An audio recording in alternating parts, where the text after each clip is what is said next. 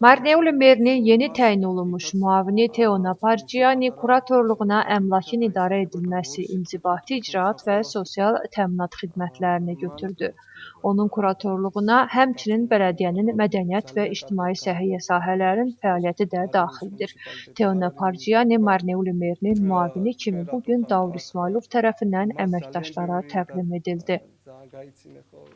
Bugün Marneuli Bələdiyyəsinin əməkdaşlarına rəsmi şəkildə yeni təyin etdiyim müavinimi Teona Parcianini rəsmi şəkildə təqdim etdim. Vurğulamaq istəyirəm ki, Teona Parciani bugünə kimi müxtəlif dövlət strukturlarında çalışmışdır və böyük təcrübəsi var. Eyni zamanda həm özünün keyfiyyətli savadı ilə seçilir və həm keyfiyyətli savadı, həm təcrübəsi ilə inanıram ki, bizim bələdiyyəmizin inkişafında öz töhfəsini verəcəkdir. Görüşdə mən mer müavini kimi təqdim edildim. Həmçinin merin birinci və ikinci müavinləri arasında kurator ediləsi xidmətləri bölündü. Şəxsən mən bir neçə kuratorluğun məsuliyyətini götürdüm. Bunlar əmlak idarəçiliyi, sosial xidmət, inzibati xidmət, eyni zamanda mədəniyyət və səhiyyə sahələrinin məsuliyyəti də mənim öhdəliyimdədir. Çox böyük məsuliyyətli işdir. Davur bəyə bu inama görə təşəkkür edirəm.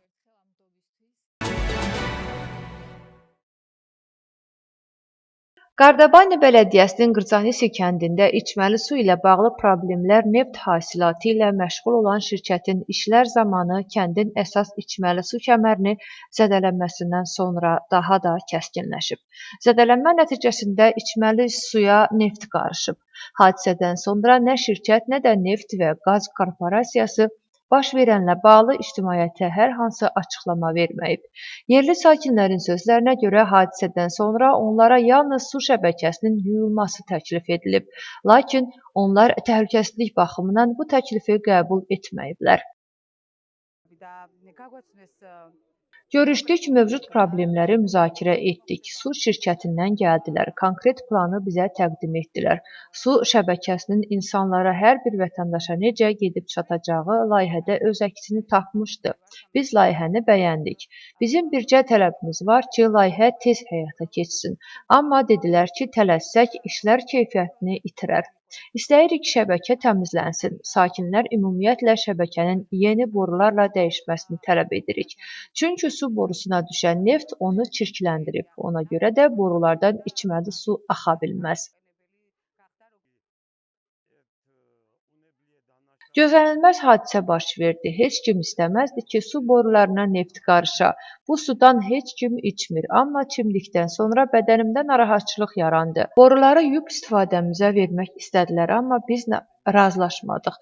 Çünki neftin qoxusu yenə də qalır.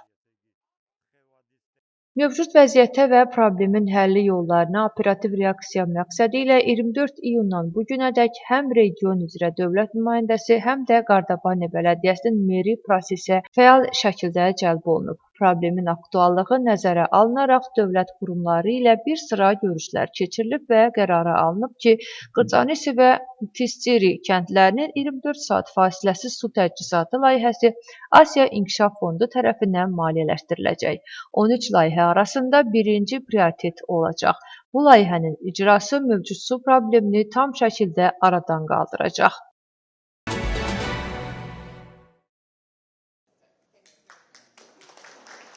Təcili yardım koordinasiyası və təxirə salınmaz tibbi yardım mərkəzinin təcili tibbi yardım komandası Ümumdünya Səhiyyə Təşkilatının beynəlxalq təsnifatını əldə edib.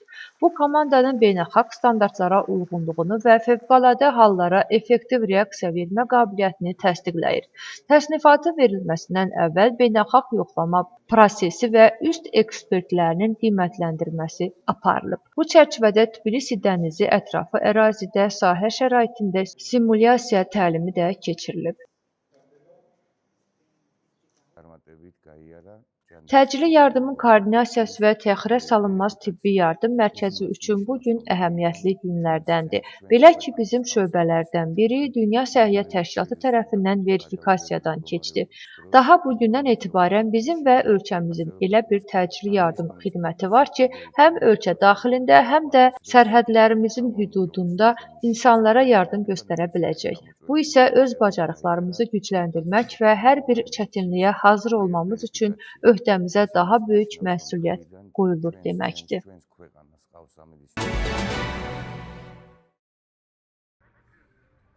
Gürcüstan Daxili İşlər Nazirliyinin əməkdaşları həyata keçirdikləri əməliyyat axtarış tədbirləri nəticəsində yetkinlik yaşına çatmayanların insan alverində ittihamı ilə 3 nəfəri saxlayıblar. Saxlanılanlar arasında həm Gürcüstan, həm də xarici ölkə vətəndaşları var. Hüquq mühafizə orqanlarının cinayət işi üzrə topladığı sübutlarla müəyyən edilir ki, təqsirləndirilən şəxslər maddi gəlir əldə etmək məqsədi ilə insan alveri planı hazırlayıb və bu plana öz azyaşlı övladlarını da cəlb ediblər. İstintaqın məlumatına görə təqsirləndirilən şəxslər psixoloji zorakılıq tətbiq etməklə azyaşlı övladlarını Batumda, turistik məkanlarda və digər ərazilərdə dilənməyə və gül satmağa məcbur ediblər. Həmçinin müəyyən olunub ki, toplanan pulları təqsirləndirilən şəxslər mənimsəyiblər. Hüquq mühafizə orqanlarının əməkdaşları istintaq çərçivəsində məhkəmə qərarı əsasında həyata keçirilən gizli istintaq tədbirləri nəticəsində sözü gedən faktları təsdiqləyən çoxsaylı sübut əldə ediblər. Hazırda zərərçəkmiş azyaşlılar dövlət himayəsi xidmət mərkəzlərində yerləşdirilib və onların sağlamlığına hər hansı təhlükə yoxdur. Faktla bağlı istintaq Gürcüstan Cinayət Məcəlləsinin 143-cü maddəsinin 2-ci və 3-cü hissələri ilə aparılır. Həmin maddə 17 ilədək azadlıqdan məhrum etmə cəzasını nəzərdə tutur. Daxili İşlər Nazirliyi müxtəlif kateqoriyalı, o cümlədən mütəşəkkil cinayətkarlığa qarşı müvafiq polis və preventiv tədbirlərin intensiv şəkildə həyata keçirilməsini davam etdirdiyini bildirir.